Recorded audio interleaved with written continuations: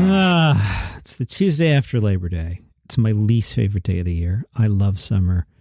I just don't like today. It was always the worst day in the office. But these days, I work from home, so it's not terrible. Hi, I'm Johnny Mac with your daily comedy news. This from LAD Bible. Doug Stanhope shared his savage response to the BBC after BBC staff asked for free tickets to one of his gigs.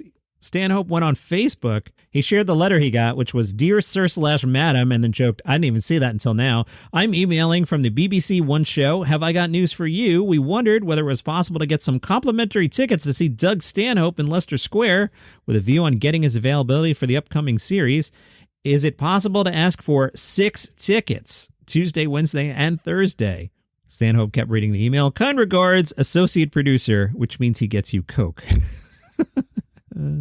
So Stanhope's response, no, you get crap. You have an effing TV show. It makes me sick when effing media has to panhandle for tickets. My fan base, I know you're effing small and you're ugly, you're obscene and you scare me, but you're broke as F. If there's one thing I understand about my audience, you're broke as F in general. This is evidently a really big popular TV show and you have to go begging for tickets. No, you effing pay, you pay. I'll give you my availability, save you the trip. I'm not available. I don't want to do this show. These effing people. You don't just zip off an effing email. Stanhope was on fire. Separate from the BBC story, he told an anecdote about when he was in a bar in New Jersey, and he said, they put me up in a new place, which always sucks, because when you drink at the hotel bar, you have to drink with a-holes. One of which in this particular story was a, quote, usual suit guy who was bragging to his friend about taking someone on a night out whose brother died in Afghanistan. The story followed the man at the bar boasting about getting box seats to see the Mets and being treated like kings. Stanhope said, and that's the effing horror of war. When you die in a war, someone's going to parlay your tickets into box seats at the big game. That's what guys like this do. So we circled back to the BBC guy, and that's what guys like this do. Oh, Stanhope, we don't have to pay. I'm an associate producer for Have I Got News for You. Have I Got News for You? Suck my... Yeah. Tom Segura was on the Good One podcast.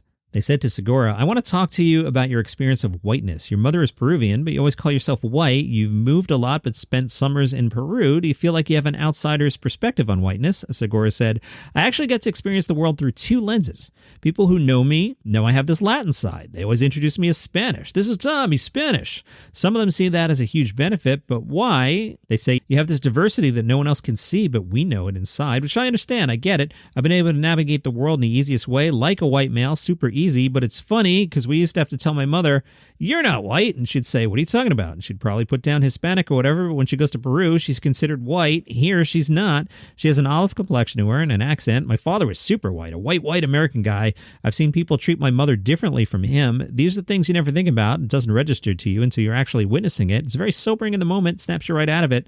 I get that I'm white. People will say, you present white. Wow. And I totally get that. I also feel like there's a different group of white guys that are white guys, and yeah, I'm not one of them. Those dudes are a separate class from me. I have too much flavor in my background to be like that. When I went to college, the white Southern dudes were pledging fraternities. That's like the highest form of white kid. I remember thinking, I'm not in that category. Now, they asked him, a couple years ago, it was announced you were going to do a bilingual special. You still going to do that? Segura said, I don't think so. I got the offer to do it, and we had set up a tour. When I do an English special, I have to run that hour effing 150, 200 times. That's what it deserves, and I wanted to run this thing in Spanish if I can at least 50 times, right? The tour was all set to go, starting in February of 2020. That sounds like a familiar time in world history. I was able to do a couple shows in March and April at places that stayed open during the pandemic, but as things progressed, most of the tour couldn't happen. I was really excited about it at the time. I was missing how close I used to be with my mother's side of the family, my Latin family. I would spend so much time there as a kid, and then my cousins would spend so much time in the States. They'd come to school with us, would go with them. That part of my life was really important. I got excited about it being united. I started doing the podcast in Spanish. I started doing the shows in Spanish. I'm hanging out with Latin people all the time, going on the road with them, and it was very fun. It was really exciting to have that back, to feel close to that side of my roots, but you can't predict a global pandemic. I hope I get to do it at some point. Speaking of specials, Sheng Wang has a special out on Netflix today.